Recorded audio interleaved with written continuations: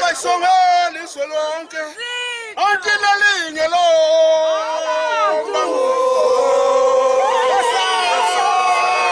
wenzayo wenkomozo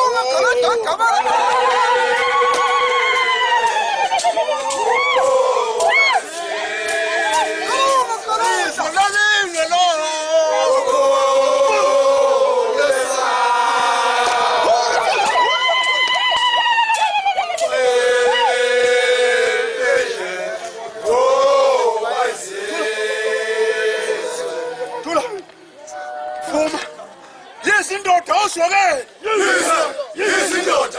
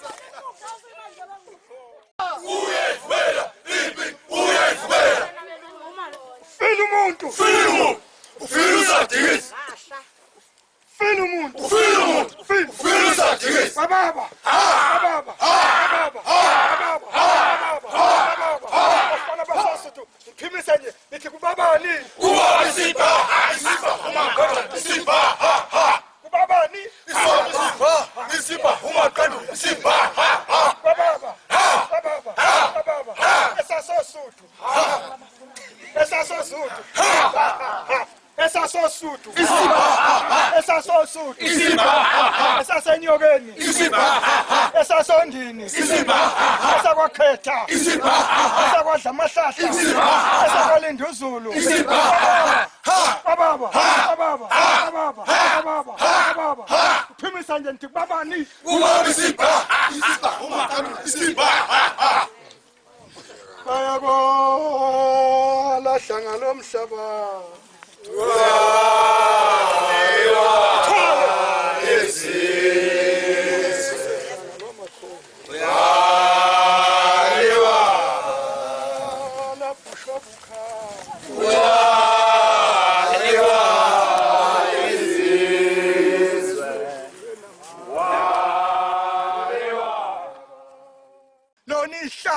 awethembanga thona isichobo kwethemba labo abakwenu ababekulezi intaba nazo zonke izibongo zakuhaqa kuleli hlathi namangisi awukhiphanga kuleli hlathi nomntwana okwamandlakazi awukhiphanga kuleli hlathi kwaze kwafika isikhathi sokuba uphume ngoba usuphuma okugcina ukuyokhombisa umhlaba nokuyokhombisa bonke nabakwenu ukuthi uyinkosi ungumnikazi walesi sihlalo ungumnikazi walesi sizwe njengoba belapha nje basuka ezigodlweni oSuthu babusiswa ingonyama ebusayo baphinde baphikelelisa ezigodlweni eNyokeni yabemukela ngempahla zihlobo zikaZulu lezi eziqhamuka kulamazwe asekudeni sithi lo mlando oqophekayo awuqhubeke njalo ngoba kasimazi lowo owangena kuwe enhlizweni kwathi woza uzohlala kuleli hlathi ukuze uphephe kulapha kwaqala khona ukuze uZulu athandaze wathandaza lapha ngoba wawungazi nomsaya ubuya yini kwamandlakazi kwakuphendukezelwe izidwaba kwakukhalwa inyembezi engekho waziyo ukuthi uyawubuya yini phoke wabuya ngoba uNkulunkulu wayekhona sithi ke mase silapha semukele ngonyama zemukele lezi ngane zabantu eqhaka wonke omazwe ziyawumela umlando wakho nasemnyakeni ezayo sithi ke kayikhuli ngonyama ehleze ehlalweni sakho ime njalo ivikeleke sithi akube kuhle wena wezulu eladumobala lapho nganamunga lapho nginamtholo khona umahlambana bulumlandlinde obosomantshonga benogqilemana izima lemnyama engabende besingwe lobe ngonyama akube kuhle wena kaMsimude ovele ngesiluba phakathi omangisi namaqadasi inkonjane kaNdaba edukele ezilwini ezinye edukele emafini usima yedwa lonjengelanga lona lima lodwa phezulu ezilwini wena wendlovu ayethe nomhlabathi siyathokoza nabenkosi kufishane nje bondaba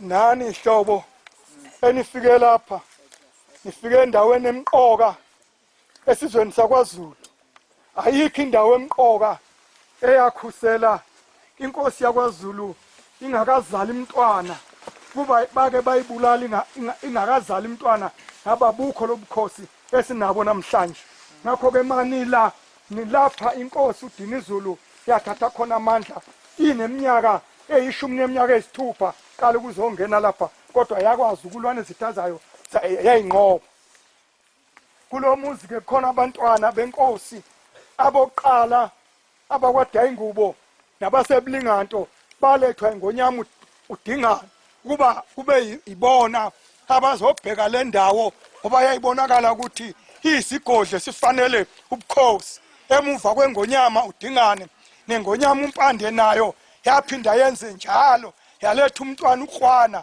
weza kanye noMntwana uHamuza abaseGazini belethwe lapha kwaceza okwenza ubake le ndawo yonke kuthiwe ngiyaseGazini ngoba kusuka abantwana le kwanobamba balethwa lapha bawenza-ke umsebenzi wabo ngoba bayigcina ngonyama ihleli lapha kwaze kwafika isikhathi leso sokuthi baphume nayo iyolwa empini yakwaNothengele yayinabo empini yasetshaneni yayinabo empini yakwaceza yayinabo empini yakwaNdunu yayinabo zonke lezi zimpike wazilwa ngempumelelo mamonga wasoSuthu ingakho namhla sisekule nkundla sithi le nkundla enyathelwa nabaphesheya njoba impi yayihlome zonke indawo kuyacaca ukuthi le ndawo ingeyobukhosi sithi ke nani manila manibuyele emuva ifikeni sikhonzele kubo bonke eniphuma kubo nisho nti khona abantu bakwaZulu abahleli lapha kwahlupheka khona inkosi yaze yahlala ehlathini iminyaka emibili enohalf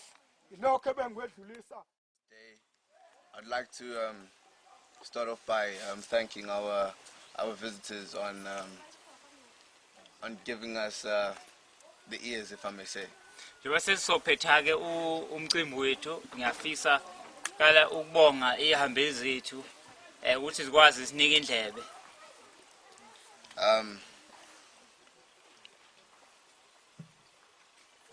In particular, going back to what was spoken about yesterday, I would like to emphasize the part of including youth and education.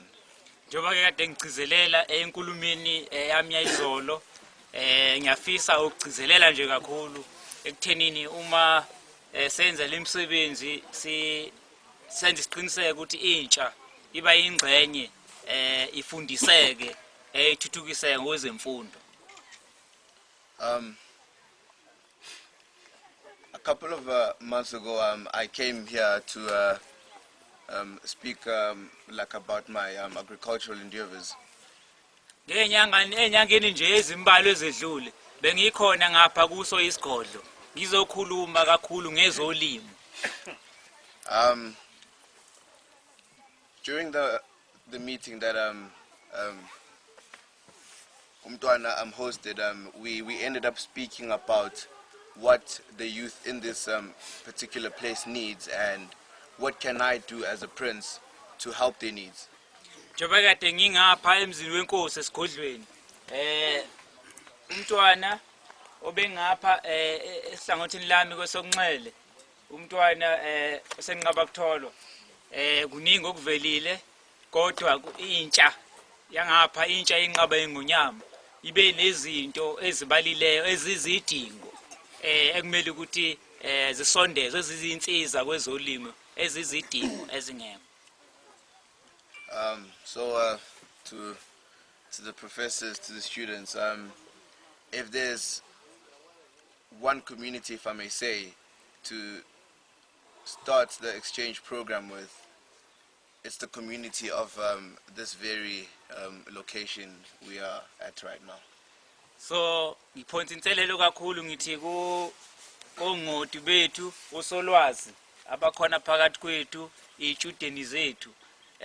Uma ninemcabango noma ninefiso ukuqala uhlelo lokusebenzisana ukubambisana phakathi kwenu njengeNyuvesi, umphakathi okhona ngapha wentsha intsha ekhona ngapha kulomuzi lomuzi waseGazini umuzi wengonyama ningaqala khona lapha.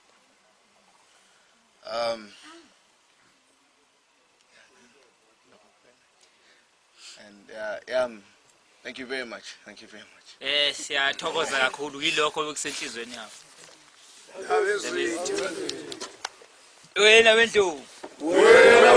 Wena wendlovu. Ndabezitha.